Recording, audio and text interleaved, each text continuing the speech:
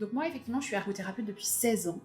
Et ça a toujours été une passion et un questionnement sur ces difficultés alimentaires. J'ai cherché des réponses à droite, à gauche, jusqu'à faire le déplacement outre-Atlantique pour essayer de mieux comprendre comment nos collègues ergothérapeutes canadiens et américains pouvaient accompagner les enfants qui avaient des difficultés alimentaires.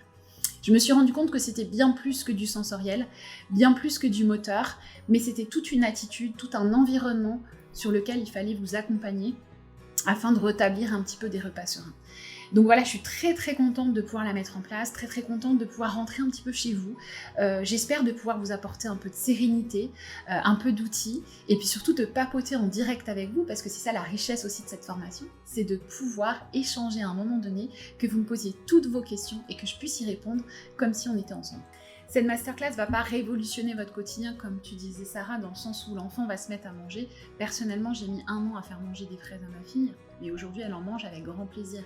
Donc, c'est pas forcément se dire, tiens, ça va tout changer, mais c'est d'avoir les pistes, les outils, les méthodes qui vont nous permettre progressivement de changer les choses. Un temps pour soi, parce qu'on est conscient que c'est énergivore, que c'est fatigant, mais prendre un peu le temps pour souffler, pour prendre du recul, ça va permettre aussi de voir les choses, comme disait Marie, d'un autre point de vue. Et vous n'allez pas être seul.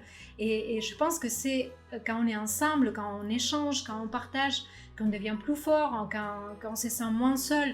Et c'est possible. Et on voulait vraiment vous insouffler ce message d'espoir également dans cette masterclass.